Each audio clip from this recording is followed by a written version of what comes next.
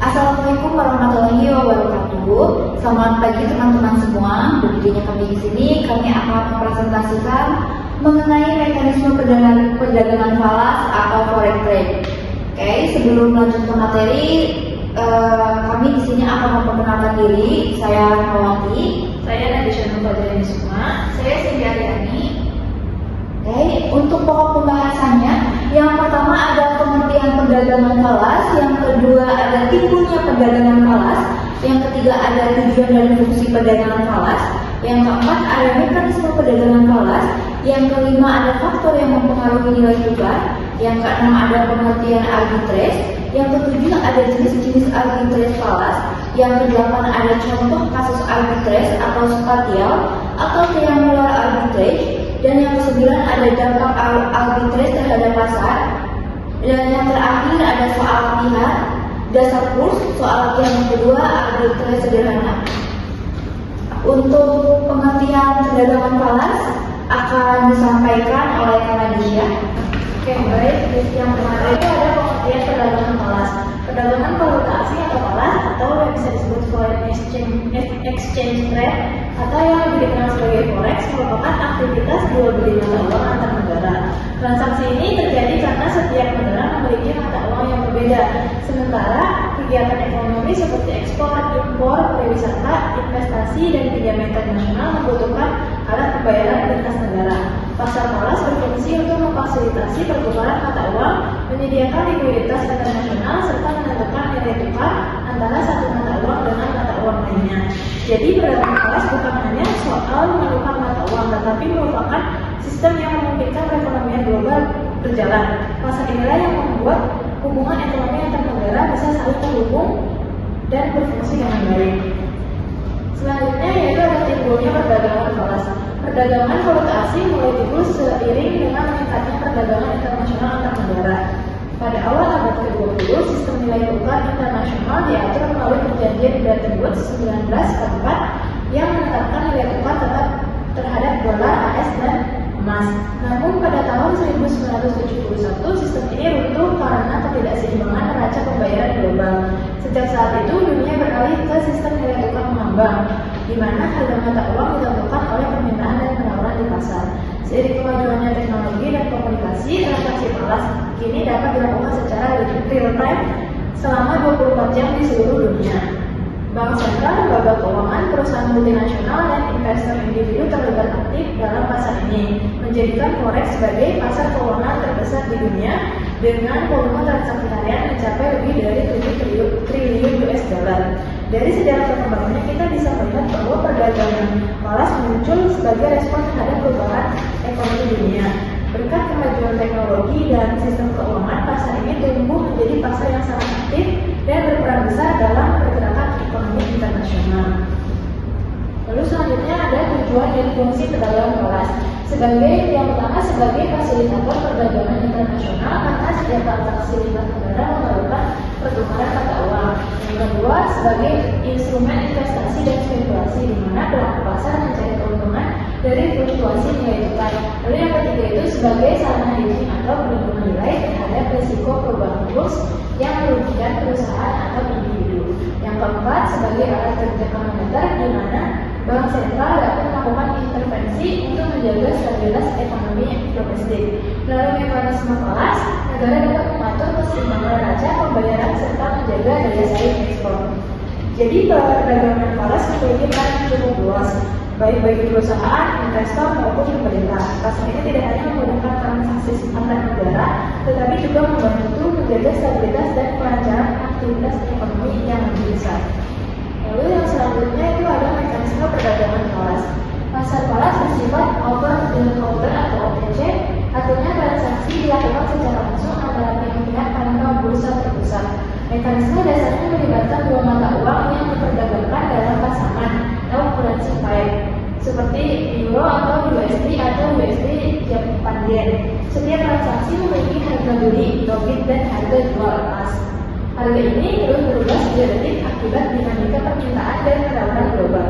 Pelaku utama dalam pasar forex antara lain bank sentral, bank komersial, perusahaan multinasional, broker, serta investor individu. Transaksi dapat berupa spot, langsung, forward masa depan, swap maupun derivatif. Nah, dari mekanisme yang dibahas dapat disimpulkan bahwa pasar falas bekerja melalui interaksi langsung berbagai pelaku pasar di seluruh dunia. Pergerakan kurs yang cepat menunjukkan betapa dinamisnya pasar ini dan bagaimana kondisi global dapat mempengaruhi nilai tukar dari waktu ke waktu. Untuk slide selanjutnya akan disampaikan oleh Cindy. Baik, untuk selanjutnya ada faktor yang mempengaruhi nilai tukar. Yang pertama itu ada inflasi dan suku bunga, yaitu semakin tinggi suku bunga suatu negara semakin menarik investasinya, nilai mata uang cenderung naik. Lalu yang kedua ada kondisi ekonomi dan politik, yaitu stabilitas menarik kepercayaan investor. Lalu yang ketiga ada neraca perdagangan, yaitu ekspor tinggi meningkatkan permintaan mata uang lokal. Lalu yang keempat ada intervensi bank sentral, yaitu bank sentral dapat membeli atau menjual mata uang untuk mengatur kurs. Lalu yang terakhir ada ekspektasi pasar, yaitu harapan terhadap masa depan ekonomi yang mempengaruhi pergerakan kurs jangka pendek. Lalu selanjutnya ada pengertian arbitrage. Arbitrage dalam pasar valuta asing adalah kegiatan memanfaatkan perbedaan harga mata uang di dua atau lebih pasar untuk memperoleh keuntungan tanpa risiko atau risk-free profit. Prinsipnya sederhana, yaitu beli murah di suatu pasar dan jual mahal di pasar lain secara simultan. Arbitrage terjadi karena inefisiensi sementara dalam mekanisme pasar global, misalnya akibat perbedaan waktu, sistem perdagangan, atau volume transaksi. Dalam dunia modern, arbitrage dilakukan dalam hitungan detik menggunakan sistem algoritmik dan komputer canggih, karena selisih harga biasanya sangat kecil namun volume transaksi besar. Lalu selanjutnya ada jenis-jenis arbitrage falas. Yang pertama ada spatial arbitrage atau arbitrage lokasi, yaitu terjadi karena harga mata uang berbeda antar dua lokasi atau bisa. Misalnya kurs euro atau USD di London berbeda dengan di New York. Lalu yang kedua ada triangular arbitrage atau arbitrage segitiga, melibatkan tiga pasangan mata uang, contohnya dengan USD, Euro, dan Japan Yen.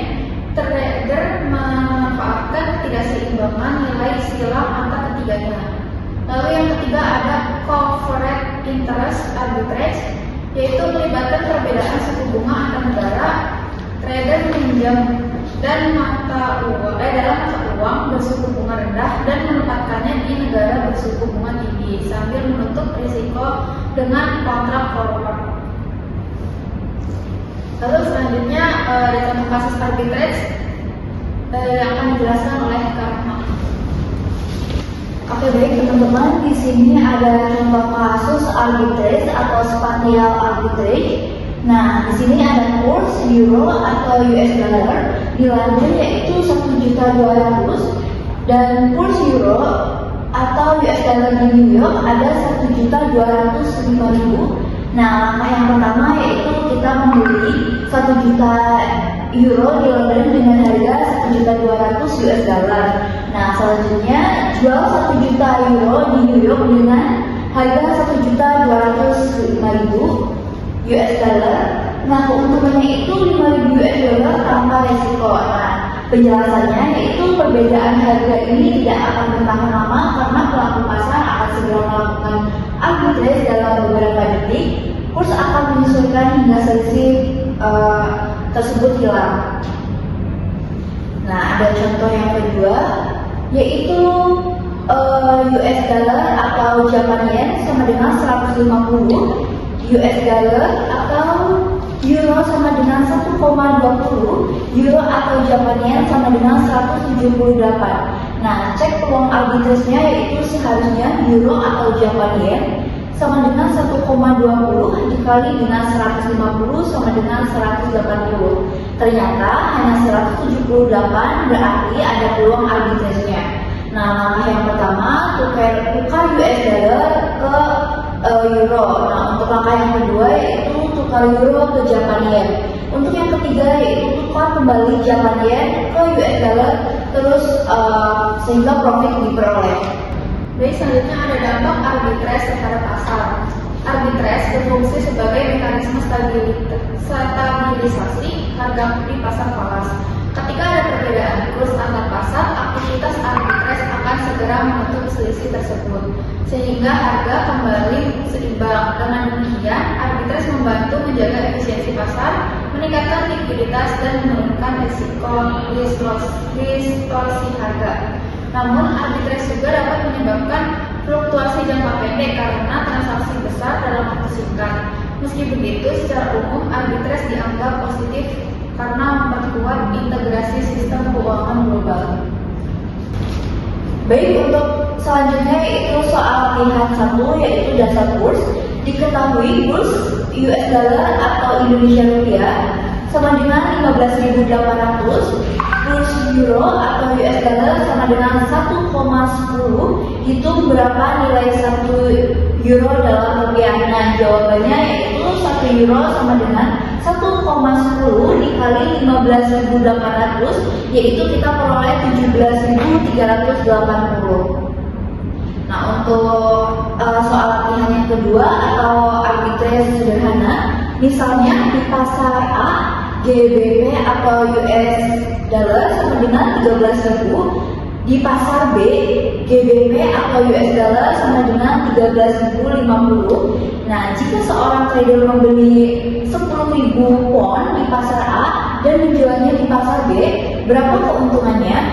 Nah, jawabannya yaitu beli 10.000 pound sama dengan 13.000 US dollar. Terus dijual kembali tuh 10.000 pound sama dengan 13.050 US dollar. Jadi keuntungan kita yaitu 50 US dollar tanpa resiko. Baik, untuk kesimpulannya yaitu perdagangan valuta asing adalah sistem global yang memungkinkan pertukaran mata uang antar negara dan berperan penting dalam mendukung stabilitas ekonomi dunia. Timbulnya pasar falas didorong oleh kebutuhan transaksi internasional dan perkembangan teknologi yang memungkinkan perdagangan 24 jam. Dalam mekanisme ini, arbitrase memegang peranan vital sebagai penjaga efisiensi pasar dengan meminimalkan perbedaan harga antar lokasi. Melalui arbitrase, pasar menjadi lebih seimbang dan liquid. Pemahaman terhadap konsep ini penting bagi pelaku ekonomi, investor, dan akademisi agar mampu beradaptasi dalam dinamika keuangan global yang kompleks dan cepat berubah. Ini referensi dari materi kita.